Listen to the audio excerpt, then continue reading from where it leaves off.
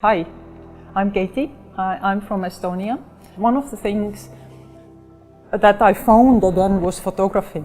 I felt like universe hitting me over the head that go and take photos. So I listened. So I started taking photos and found that my passion was people. I always was fascinated by faces, but I would find so fascinating, even old people, how they're getting old. You know, young people are always beautiful. All young people are beautiful.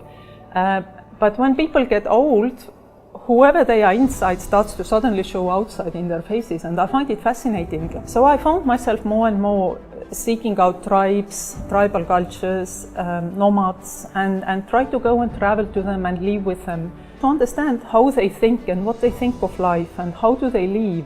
Perhaps Mongolia is a place that is very close to my heart. I've been there 3 times. My first trip, I spent time with eagle hunters in Western Mongolia. They are Kazakh people who still live a traditional life, and they actually hunt with eagles in the winter. It's absolutely fascinating how they find the bird and the relationship between the bird and its keeper, and how they train the bird, and they treat the bird as a family member. Another trip to Mongolia I spent with Tsatan people. They are reindeer herders in northern Mongolia.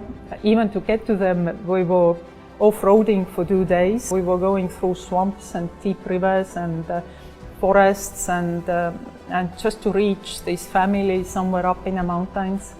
I spent 6 days with them. So they have this tipi kind of tents that they pack together, just go to the next place, and it all depends on food where reindeers can eat. They say it's only 100 families left living the lifestyle.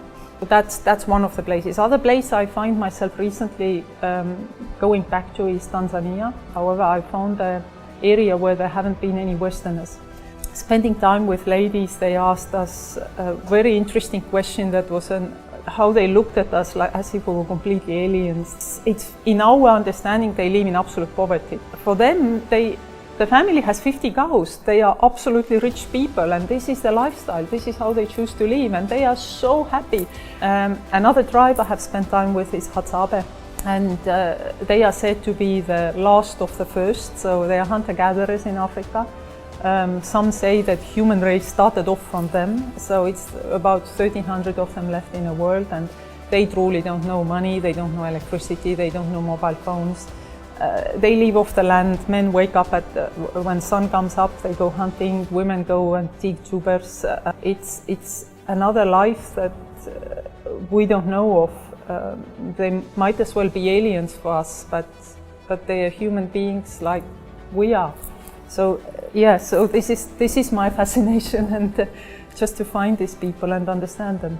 For me, it has been such a healing experience to spend time with them, and maybe because I meant to do that, I don't know. It's the doors just opened for me, and some people who I have traveled with, they do tell me that it's like, oh my God, what you do, nobody else can do. But I don't know what I do. I just go, and perhaps there is something in my energy field they can read, and I'm not afraid of them.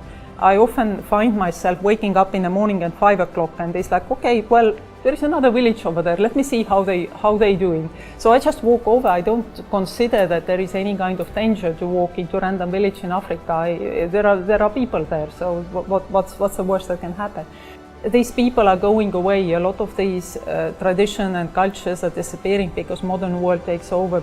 I also feel this sense of urgency to do it now and record it before they're gone forever, because I think some of it will disappear. I mean, new things will come, but some old tradition will go. So I feel passionate about recording it while it's still there.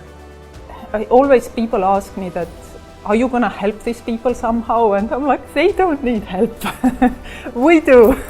And it's always nothing short of spiritual experience to go and spend time with them and learn different ways. And it kind of shakes your foundations of right and wrong and how things are supposed to be.